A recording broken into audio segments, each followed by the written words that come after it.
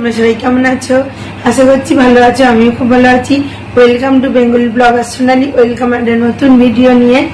আর এসে কি কি রান্না করছি তোমাদের এক জায়গায় দেখিয়ে দিই।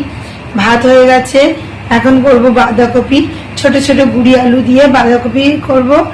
আর করব পার্শে মাছে পেঁয়াজ রসুন দিয়ে ঝোল। চলো তোমাদের দেখাই। ছোট ছোট আলু কেটে নিয়েছি, আর এখানে কড়াইতে তেলও চাপিয়ে দিয়েছি। তেলের মধ্যে দিয়ে দেবো গোটা জিরে ফোড়ন, দিয়েই আলুগুলো দিয়ে দেবো। আর এদিকে দেখো বাঁধাকপি কেটে রেখে দিয়েছি, বাঁধাকপি দিয়ে গুঁড়ি আলুর তরকারি হবে। আর এখানে দেখো আলু কেটে রেখেছি মাছের ঝোলের জন্য। দেখো আলুগুলো আমি দিয়ে দিয়েছি, একটু নুন আর হলুদ দিয়ে দেবো। দেখো বন্ধুরা, নুন আর হলুদ হালকা করে দিয়ে দিয়েছি। একদিক মনে হয় ভাজা ভাজা হয়েও গেছে, এটা আবার উল্টিয়ে দিতে হবে। দেখো একদিক ভাজা হয়ে গেছে খুব সুন্দর করে, না আমি আবার উল্টিয়ে দিলাম। তাহলে আর একদিক ভাজা হয়ে গেলে বাঁধাকপিটা কিন্তু দিতে পারবো। প্রায় দুদিকেই ভাজা ভাজা হয়ে গেছে প্রায়। এবার আমি বাঁধাকপিটা নিয়ে আসবো, নিয়ে পুরোটা দিয়ে দেবো। দেখো বাঁধাকপিগুলো আমি দিয়ে দিয়েছি। এবার বাঁধাকপিটা আলুটা ভালো করে ভাজা ভাজা হবে, তারপরে কিন্তু এর মধ্যে আমি মশলা দেবো। ভালো করে ভাজা ভাজা হয়ে গেছে, সেই জন্য আমি এতে মশলা দিয়ে দিলাম। জিরে গুঁড়ো, ধনে গুঁড়ো, লঙ্কার গুঁড়ো, সামান্য একটু চিনি, নুন, হলুদ সব ঠিক মাপ মতো দিয়ে দিয়েছি। দিয়ে আবারও কিন্তু আমি নাড়াচাড়া করতে বসে গেছি। গুঁড়ি আলু দিয়ে কিন্তু বাঁধাকপিটা দেখতেও কিন্তু খুব সুন্দর লাগছে। একদম নতুন ছোট ছোট আলু দিয়ে বাঁধাকপি, দেখো দেখতেও কিন্তু বেশ ভালো লাগছে। এটা নারকলি বাঁধাকপি, কেন দেখতেই পাচ্ছ সবুজ সবুজ পাতাগুলো।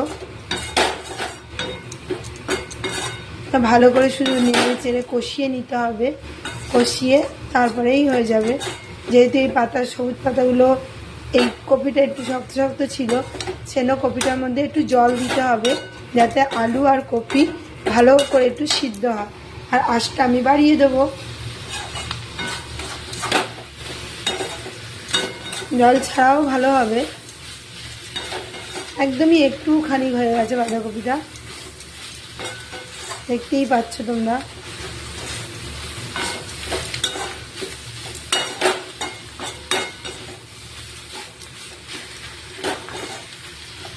কত সুন্দর কালারটা এসছে। আর ওইদিকে আমার বাসনও জমে গেছে, আর দিয়ে ছেলে পড়তে যাওয়ার সময়ও হয়ে গেছে, এরপরে পড়তে নিয়ে যেতে হবে। কপি হয়ে গেছে, বাঁধাকপি পাত্রে ঢেলেও নিয়েছি। ঢেলে আবার কিন্তু কড়াইটা চাপিয়ে দিয়েছি। পার্শে মাছের ঝোল করব আলু দিয়ে পেঁয়াজ রসুন দিয়ে। চলো কড়াইতে প্রথমে নিয়ে নেবো তেল। এখানে রসুন বেটে রেখে দিয়েছি, আর এখানে পেঁয়াজ কুচোনো আছে, আর এখানে আলু কাটা আছে। তা চলো শুরু করা যাক। আর এখানে মাছ ভেজে রেখেছি। ফোড়ন দিয়ে দেখো আমি আলুগুলো দিয়ে দিয়েছি। আলুর মধ্যে কিন্তু আমি পেঁয়াজটাও দিয়ে দেবো। পেঁয়াজ আর আলু একসাথে একটা ভাজা হয়। আর এখানে আমি মশলাও রেডি করে নিয়েছি, দেখতেই পাচ্ছ। জিরে গুঁড়ো, ধনে গুঁড়ো, লঙ্কার গুঁড়ো, নুন, হলুদ, তার সাথে রসুন বাটা সব নিয়ে কিন্তু একটা মশলা বানিয়ে নিয়েছি।